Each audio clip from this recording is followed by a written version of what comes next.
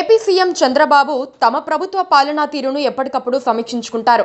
అందుకోసం తనకంటూ ఒక వ్యవస్థను ఆయన ఏర్పాటు చేసుకున్నారు. ఏదో వచ్చామా, మీటింగ్ పెట్టామా, పోయామా అన్నట్లు కాకుండా ఆయన ప్రతి శాఖ, ప్రతి మంత్రి, ప్రతి పనిని సమీక్షించి మరింత మెరుగ్గా పాలన ఉండేందుకు చర్యలు తీసుకుంటారు. ఈ క్రమంలో పనితీరు సరిగ్గా లేని వారిని దారికి తీసుకురావటం, అప్పుడు కూడా దారికి రాని వారికి దండం పెట్టేయటం చంద్రబాబు చేసే పనుల్లో కొన్నింటిగా మనం చెప్పుకోవచ్చు. చంద్రబాబు సర్వేలను నమ్ముకుంటారని తొలిసారి అధికారంలోకి వచ్చినప్పటి నుంచి చెబుతోన్న మాట. ఇప్పుడు కూడా చంద్రబాబు అదే దారిలో పయనిస్తున్నారు. డిసెంబర్ వరకు దస్త్రాల క్లియరెన్స్ లో మంత్రుల పనితీరుపై సర్వే చేయించి దాన్ని బహిర్గతం చేసి చంద్రబాబు కేబినెట్ మీటింగ్ లో సమీక్షించారు. దస్త్రాల క్లియరెన్స్ లో మొదటి స్థానం న్యాయశాఖ మంత్రి ఫరూక్ కు రాగా, చివరి స్థానం వాసంశెట్టి సుభాష్ కు దక్కింది. కందుల దుర్గేష్ 2వ ప్లేస్, కొండపల్లి శ్రీనివాస్ 3వ ప్లేస్, నాదెండ్ల మనోహర్ 4వ ప్లేస్ లో ఉన్నారు. చంద్రబాబు 6వ స్థానం, నారా లోకేష్ 8వ స్థానం, పవన్ కళ్యాణ్ 10వ స్థానాన్ని ఆక్రమించారు.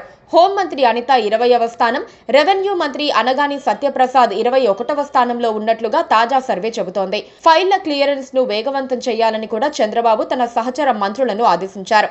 ఆర్థిక మంత్రి పయ్యావుల కేశవ్ 24వ స్థానంలో ఉండటం కూడా ఆశ్చర్యకర పరిణామమే అవుతుంది. ఎందుకంటే కేశవ్ ఒక డైనమిక్ లీడర్ అని పార్టీలో చెబుతూ ఉంటారు. అలాంటి నేతకు అంత తక్కువ ర్యాంక్ రావటం ఏంటన్న ప్రశ్న ఉత్పన్నమవుతోంది.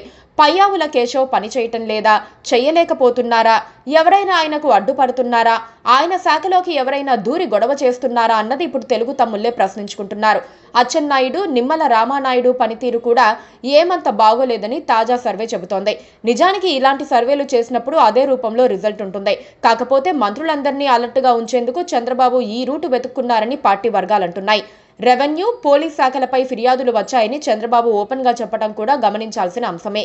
రెవెన్యూ శాఖపై ఇక మీదట ఫిర్యాదులు రాకుండా చూసుకుంటామని అనగాని సత్యప్రసాద్ సీఎంకు హామీ ఇచ్చారు.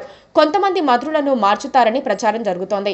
అందులో వాసంశెట్టి సుభాష్, కొలుసు పార్థసారథి, వంగపూడి అనిత లాంటి వాళ్ల పేర్లు వినిపిస్తున్నాయి. టీడీపీ అనుకూల మీడియాలోనే మంత్రి అనగాని సత్యప్రసాద్ కు వ్యతిరేకంగా పుంఖానుపుంఖాలుగా వార్తలొచ్చాయి.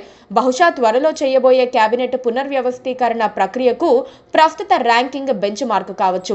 తీసేయడానికి ఏదో ఒక కారణం చూపాలి కాబట్టి దస్త్రాల ర్యాంకింగ్ ను జనంలోకి వదిలినట్లుగా ఉన్నారని కూటమి వర్గాలంటున్నాయి. పైగా కొందరు మంత్రులు కొరకరాని కొయ్యలుగా మారినందున వారిని పంపించక తప్పని పరిస్థితి ఉంది. Please subscribe to KTV Telugu. KTV Telugu. KTV Telugu channel.